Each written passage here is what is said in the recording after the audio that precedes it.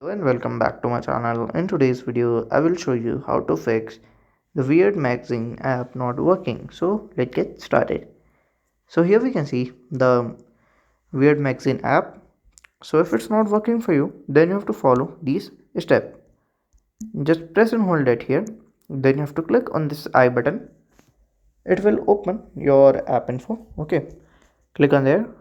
Then here you have to click on this like scroll down and click on this storage button.